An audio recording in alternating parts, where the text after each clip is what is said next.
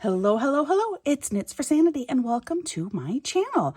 This is episode 2 in my series for beginning diamond painters, which episode 1 was all about the unboxing, looking at what you get when you open most diamond art kits. And this episode is focused on the kitting up process, or what do you do once you've opened up that diamond kit and you want to get started painting, but how do you get organized? What are those steps? So that is what this episode is going to focus on. And what I have decided to do with this kit is use only what I was given in my kit. That way, if you are absolutely brand new to diamond painting and you don't have anything else, you've just ordered a kit, this is how you can use everything that comes in your kit. It's already provided, and how you can complete a diamond painting. All right, so this is a diamond painting from Diamond Art Club. And again, to see more about what comes in your box and all of that kind of information, please watch the first video in this series. So let's begin with the kitting up process.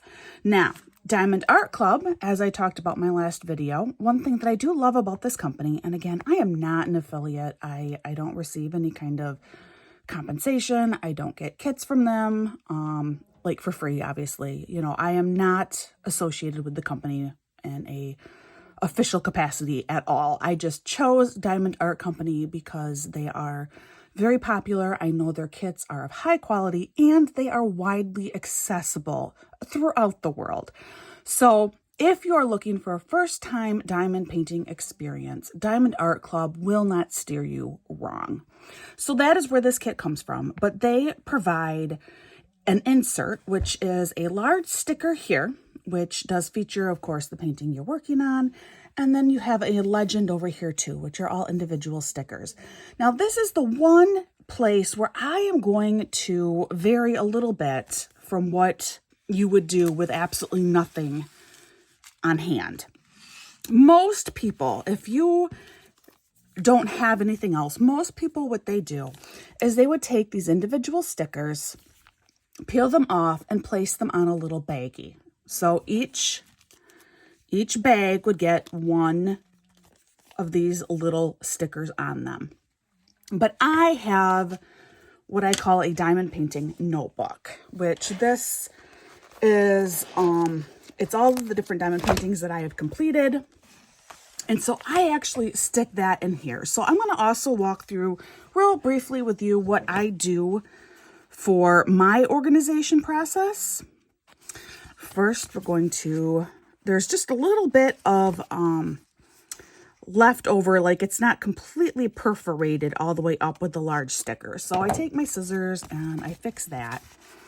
And then I hope that I have a nail long enough to be able to pull back the sticker here.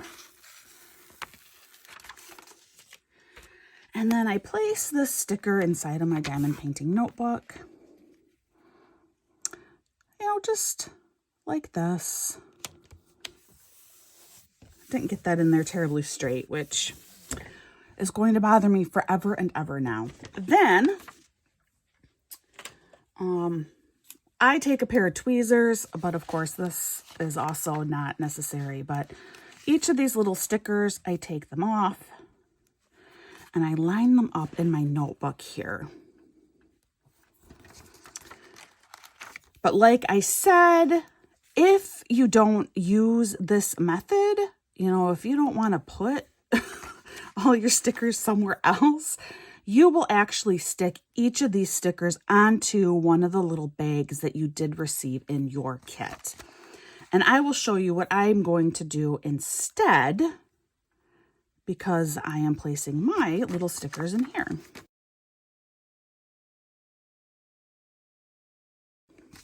Okay, so I now have my page in my diamond painting notebook ready to go, but I still have to be able to label these bags somehow. And this is why. It's because what we need to do is we need to remove all of these drills from these completely vacuum sealed bags and put them into plastic bags. And we need to then label each bag so that I know which color it is that I need to pull out when I look at the symbol on my canvas here.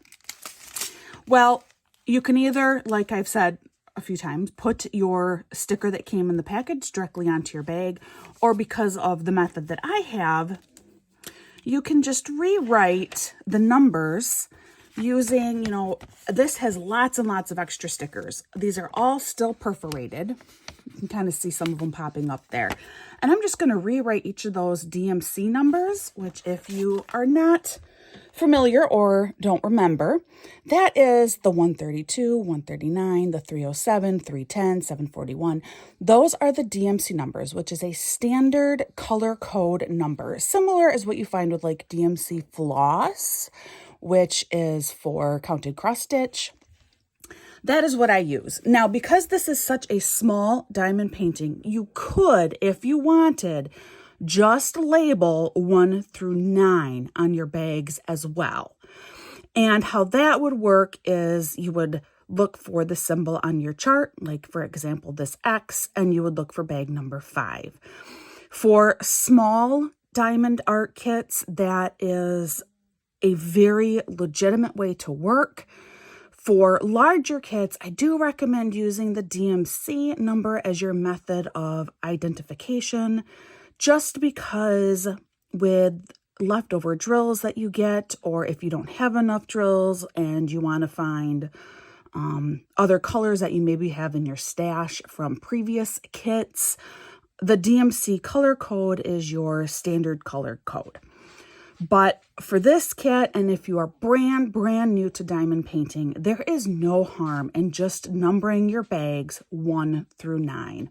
And so I think actually what I may do is I will make double because I have plenty of leftovers here. And if you have a kit so large that you don't have any extras, or if you get a kit that does not provide you with a legend that you can place stickers onto bags, you can have, even just a permanent black marker you can often use on the plastic bags alone.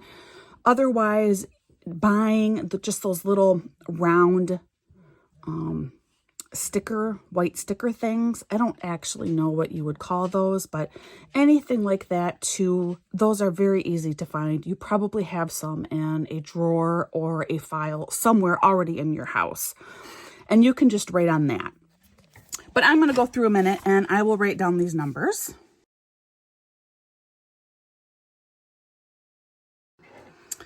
Okay, so as you can see, I went ahead and I did it twice. The top set of numbers is the DMC code associated with each drill, and the bottom is just a simple 1 through 9 marking. Now I'm going to go ahead and I'm going to label each of my bags first. And the reason why you are probably going to want to label your bags first is ease of being able to get the drills in here. It's harder to place your stickers once your bag is full of drills. The second reason is I like to have everything kind of plotted out ahead of time, so that I am less likely to then put the wrong color into the bag. So I look at this, I'm like, oh, number 1, DMC 132. Let's find that, wherever that one is, and that's what goes in this bag. It just keeps it more organized for me.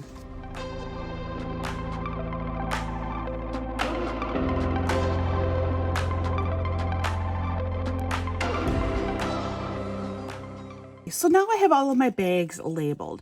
The other thing that I should probably point out, but I don't think it's going to be an issue with this kit, just because it's such a small kit that I won't run into this problem, but it is not uncommon that you will get so many drills that they will exceed 1 full bag. So writing out numbers and putting them on your bag or container, depending on how you kit up, is probably going to be necessary, specifically with certain colors like 310, which is black. That's your standard number for black. Quite often your kit will have a lot of 310s in it. And so that may require, 3 different bags. So only one of those bags will have the sticker on there, and then you would need to create stickers for your other 2 bags. Just something else that I wanted to point out briefly. And finally, the other thing that I want to mention again too, in case you did not watch the first video, is with Diamond Art Club, They have a special drill called Aurora Borealis, as do a lot of diamond art companies. But the way that they mark their AB drills is any number less than 150 will be an AB drill. And that is not standard DMC numbering. That is just how Diamond Art Club has chosen to mark their drills. Other companies, like let's say it is 5200, but it's an AB drill. 5200 is a standard white.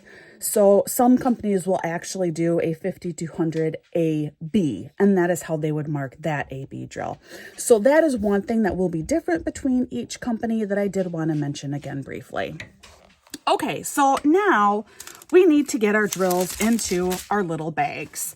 And this is where things can get a little bit messy. So I'm going to move my stuff aside. I have plenty of extra bags here. Diamond Art Club, I believe they send you with like a standard number of packaged bags. I don't know, maybe 20 to 25. And there's only 9 colors in this kit, so I didn't need anywhere near that many bags. I'm going to move away everything else except I'm going to have my drill tray, my baggies, and then of course my drills. Okay, so this is the other reason why I like using the DMC number code, is because as you can see, these bags are labeled with the DMC number code, so 741. So I'm going to look through and I'm going to find my 741 bag here. All right, I have this open. I'm going to open my bag first. All right, then I'm going to cut this one off. Now, depending on the size of your kit, there are various ways of doing this. Quite often for a larger kit, I will actually organize these bags by number and lay them out like all of my AB numbers will be here, and then I'll go on to 200 or 300s, and then 400, 500, 600, 700, and I'll organize them that way and then go through and put them into bags or containers or however I am kitting them up. But again, with a kit this small, to me, it just makes sense just to run down the line. It's only 9 different bags that I'm looking for. So this has been cut off, and now I'm going to cut off a corner of it, and I'm going to very carefully dump a good chunk of these drills right onto this drill tray. And again, I'm doing this because I am only using what Diamond Art Club has given me to complete this diamond painting. All right. There are funnels that you can purchase that make the kitting up process a little bit easier. But this is how you can do it, only using what you were provided with. Pour out the rest of them.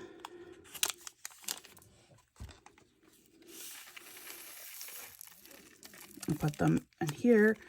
And the static is not too bad right now by me. It is actually quite wet outside at present. It's a warmer day. But if static is really, really severe by you, and I have had some nightmare kitting up experiences because the static was so horrible. You can cut up some dryer sheets and just stick a little bit of dryer sheet into a bag and get drills, and you can shake it up in here a little bit, and that will help reduce your static. That is a topic that is addressed in other videos and such, but that's just a really quick little, if you have a static problems, this is one thing that you can do. All right, so this is my first color complete. We will do one more color more or less together here a minute, and then I'm just going to speed you up again, and I'll meet you on the other side. But here we have our color 907, or number 6.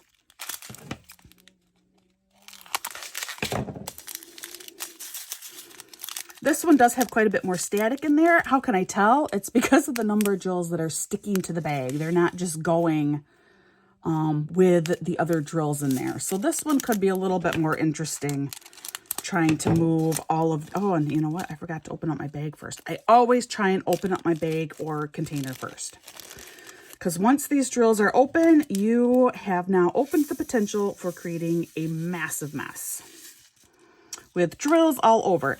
And if it happens, guys. Again, this is part of the reason why I chose a Diamond Art Club kit to do this series with, because if you do have a major spill, see, look at this static. If you do have a major spill, you can actually contact the company and they will provide you with those drills again. Whew. Yeah, so the static in this one is a lot more severe. Right now, I'm just trying to get the drills out of here. And they're flying all over the place. Oh, a couple left in here. So yeah, this is what happens when static is a problem. Which I live in a northern climate in the United States, and it is only the beginning of March right now. So while today is warmer, it's still cold out. Cold means dry. All right. Oh, did you see? Did you see how they flew? That is what happens. That is called static, my friends. All right. So I am now going to work on cleaning up the staticky mess, which I'm going to actually go and get some damp, look at, I've got them stuck all over. I'm going to go and get some damp paper towel, and that's going to help me clean up this mess. All right. And so you can watch me do all of that on fast forward. And when I am done with cleaning up this mess, I am just going to continue on with this process of bagging all of them up like this. And then I will meet you on the other side.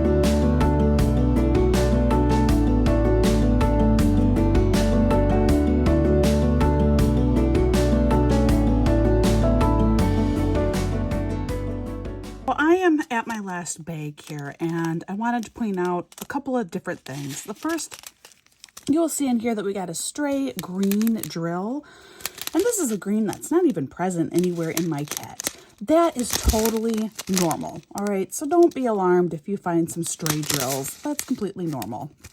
Another thing that I wanted to talk about is this is just some wetted paper towel. You can use a rag, washcloth, and this can help collect staticky drills. I like to get my thumb damp and then pick up the drills directly off from the table. You saw me doing that in fast motion just now. Something else that you may have seen is as my bags got smaller with fewer drills in size, I started dumping directly from the bag into the baggie. And the reason for that is one less static step.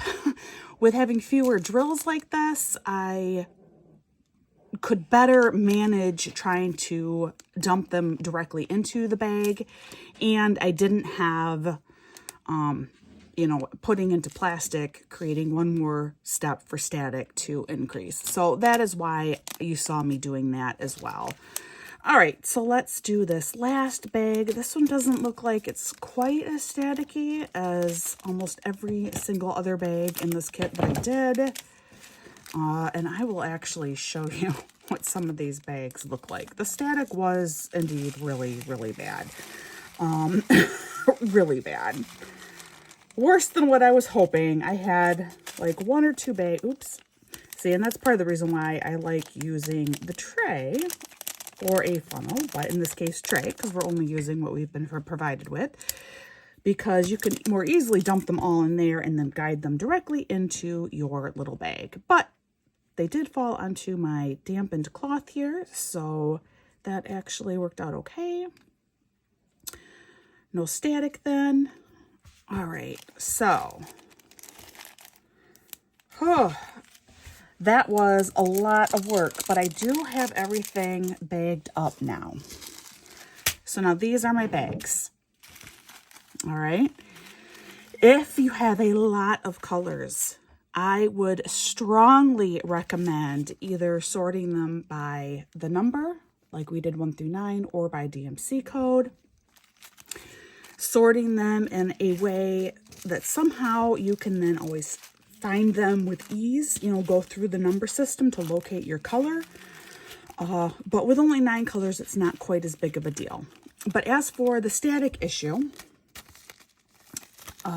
yes, see all this static? It was really, really bad.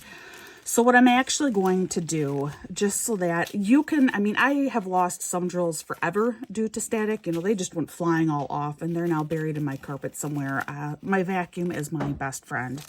But in order to make doing this kit at all tolerable for me, I am actually going to go ahead and cut up some static cling sheets here. Or dryer sheets, I guess is what they're actually called, and stick little pieces of these into each of these bags. Just, I will lose my mind if I am chasing down drills every time I open up a bag. So we'll go over this real fast too. You just cut them into little slices like this, 5, 6, 7, 8, 9, and you carefully open up your bag. Try and not let your hands get too close, otherwise those drills are going to fly right out. Drop in a dryer sheet. Don't squeeze out all the air.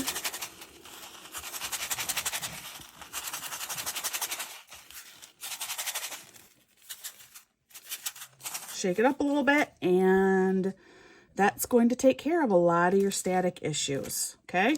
So I'm going to go through and do that a minute.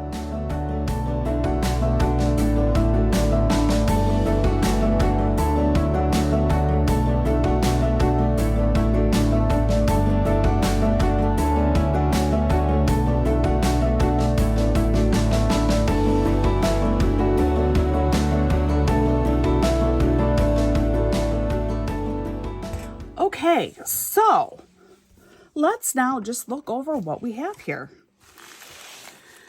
I have, for me, my reference guide here with my symbols and my numbers. My canvas is out, and there isn't really anything else that I need to do to prep this canvas. And again, that's just using the products that I was given from Diamond Art Club. So I have my notebook ready to go. I have my accessories that I need in order to stick the drills to my canvas ready to go. And I have all of my drills bagged and ready to go. Now again, with a larger diamond painting, you are going to want to put these in some kind of order. And I think I am just going to do what I advise doing with a super small kit like this and just put them in numerical order, 1 through 9, 1, 2, 3. And I'm going to make just 3 little piles of 3 each, so that it's very easy for me to remember what is in each pile. 4, 5, 6, and finally 7, 8, 9. All right, so once I have this all done,